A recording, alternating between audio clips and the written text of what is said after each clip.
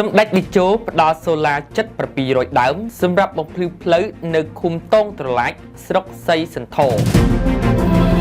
សម្ដេចតេជោហ៊ុនសែនប្រធានព្រឹទ្ធសភាជាតិនិងសម្ដេចគតិព្រឹទ្ធបណ្ឌិតបូរនីហ៊ុនសែនប្រធានកាកបាទក្រហមកម្ពុជាតាមរយៈប្រធានក្រុមការងារចុះមូលដ្ឋានឃុំតងត្រឡាចស្រុកស្រីសន្ធរឯកឧត្តមអុកញ៉ាឡូហ៊ីងបានផ្ដល់នៅសូឡាចំនួន672ដើមសម្រាប់បំភ្លឺផ្លូវនៅក្នុងភូមិទាំង4នៃឃុំតងត្រឡាចក្នុងពិធីសម្ដែងសម្លានិងនាំយកអំណោយគ្រឿងឧបភោគបរិភោគនិងសម្ភារៈផ្សេងៗដើម្បីចែកជូនប្រជាពលរដ្ឋដែលមានការចូលរួមពីលោកសេងខាងទៀនលោកពួនវឌ្ឍនានិងអាជ្ញាធរជាច្រើនរូបទៀតនៅថ្ងៃទី10ខែឧសភាឆ្នាំ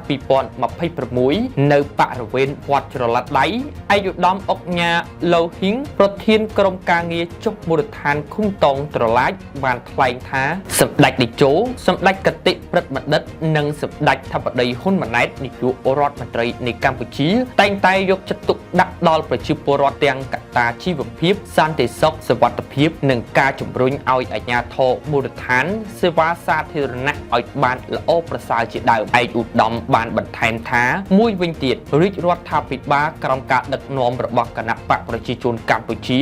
មិនភ្លេចឡើយចំពោះគុណម្ចាស់ឆ្នោតដែលបានបោះឆ្នោតគាំទ្រឲ្យបានដឹកនាំប្រទេសហើយសូមប្រជាពលរដ្ឋបន្តជឿជាក់លើការដឹកនាំរបស់គណៈបកប្រជាជនកម្ពុជាកុំជឿការញុះញង់របស់ក្រុមប្រឆាំងអគតិដែលមិនបានជួយជាតិអ្វីទាល់តែសោះហើយមានគំនិតធ្វើឲ្យប្រទេសជាតិចលាចលវឹកវរឯកឧត្តមអុកញ៉ាឡូហ៊ីងបានគូសបញ្ជាក់ថាសមិទ្ធផលដែលកើតចេញជាបន្តបន្ទាប់នេះជាសក្ខីកម្មនៃការតបស្នងសងគុណចំពោះប្រជាពលរដ្ឋដែលបានបោះឆ្នោតគាំទ្រហើយជឿជាក់ថាហេដ្ឋារចនាសម្ព័ន្ធដែលបានកើតឡើងក្នុងមូលដ្ឋាននេះគឺពិតជារួមចំណែកជួយលើកកម្ពស់ជីវភាពរបស់ប្រជាពលរដ្ឋហើយមួយទៀតអំពូលភ្លើងសូឡាដែលសម្ដេចទាំងទ្វេផ្ដល់ជូនអ្នកឃុំតងត្រឡាចកាន់តែឲ្យការធ្វើដំណើររបស់ប្រជាពលរដ្ឋមានសុវត្ថិភាពជាពិសេសនៅពេលយប់ព្រលប់ក្នុងនាមតំណាងឲ្យប្រជាពលរដ្ឋលោកចាស់ជឿនមេឃុំតងត្រឡាច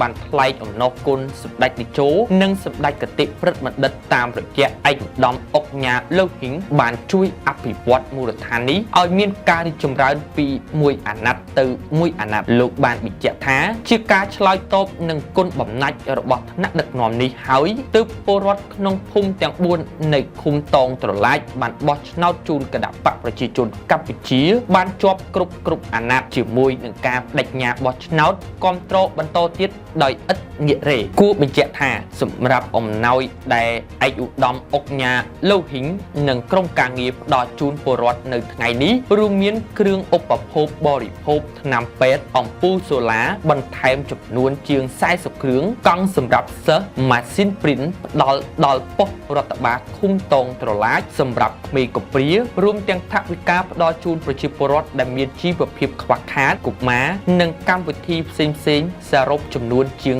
$5,000